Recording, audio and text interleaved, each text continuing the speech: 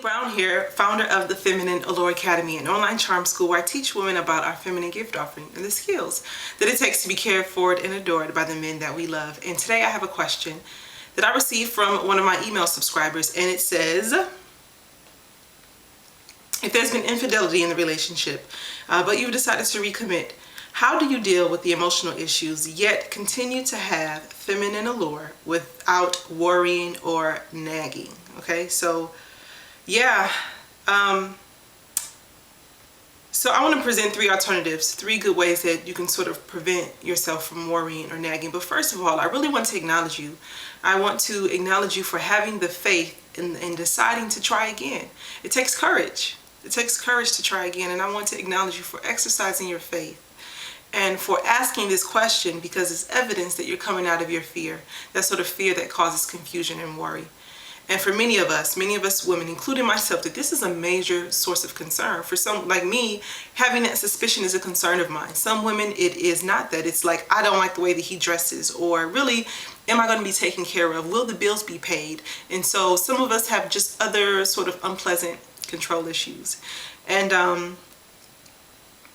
I just want you to know that this can be really, I understand how frustrating this might be for you and how difficult that this time might be.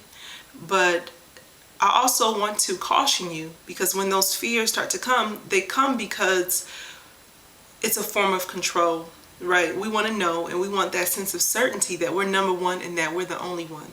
But here's the thing though, a man is not qualified to be responsible for our feelings, right? He is not qualified. He's not eligible. He don't know nothing about that. We're the ones who must learn to heal ourselves, right? Because here's the thing about trust, is that trust is a gift.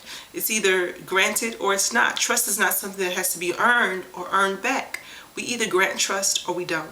And we have to make sure that we are in a space to heal so that we can pour trust and that gift of trust into the relationship. So first thing that I would encourage you to do is just to acknowledge those fears, right? And the way that they feel in our bodies, those are the physical manifestation of the fear. So sometimes it might be really deep, right in the middle of your chest, or right here at the sides of your neck. Some of us feel it like in our thighs or heavy in our shoulders. But just think about that, where they lie in your body. Allow that feeling to sit in there. Don't judge it, don't analyze it, but just focus on the most intense part of the most intense part. Give it peace. Let it breathe. Sometimes when you're focusing there, you might start to shift. You might start to feel that heaviness in our body. It might start to shift and to move. Don't judge it. Don't allow it. Say this affirmation is what I say to myself sometimes when I feel like I'm in these sort of situations, is that, you know, I'm sending my body love and I release the negative energy. So the second thing that I would encourage you to do is this: build that case for trust. Okay? Build the case of trust. You decided to recommit, right? So understand that you were right about him. Trust your gut. Trust your intuition that you were right about this man and that you can trust him. Think about the times when your man has done something that he said that he was going to do. Has he ever done something and followed through with that? If he has, accept that as proof that he's a man of his word and that you can believe what he says he's going to do. Okay? Also think about the times when he is been intentional in trying to please you and in trying to make you happy. Because remember, men want to know that they have the capacity to please you, in which you respond with delight.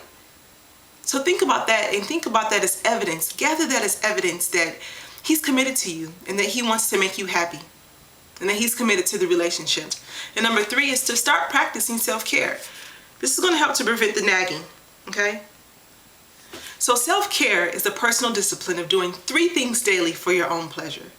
This could mean, you know, maybe spending an extra 5 minutes in the shower, or reading a book, or getting your nails done, or just having quiet time, or simply talking to a girlfriend on the phone as a way to honor your feminine spirit. When you practice self-care, you fill up your own cup first, right? You become aware and you become attentive to your own desires and your own needs without seeking an external fulfillment, because it's not something that started outside of us. When we don't practice self-care, there's a tendency in this woman to become needy and naggy and complaining. And we feel depleted and desperate. And what happens is that when we're in any of these states, it alters our perspective so that nothing seems to please us and nothing seems to make us happy and nothing can satisfy us. So we become whiny and we become naggy. But here's what self-care does. Practicing self-care allows you to replenish yourself so that you are able to handle all of life's challenges. Okay?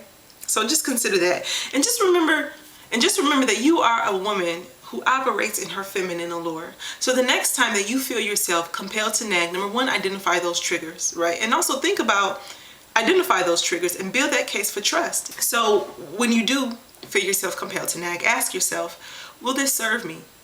Okay?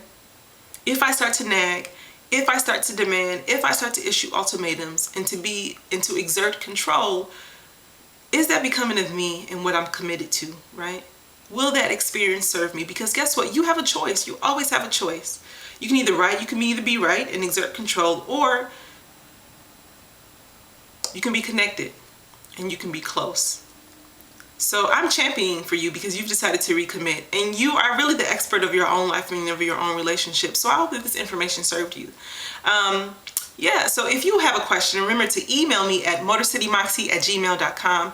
I would love to answer them here in the video. And click the link below. Come to my website and view me. Give this video a thumbs up if it really served you. Leave a comment. I would love to read it. And let's get the conversation going. My name is Monique Brown. I'm the founder of the Feminine Allure Academy. Be good, look good, and do better. Take care.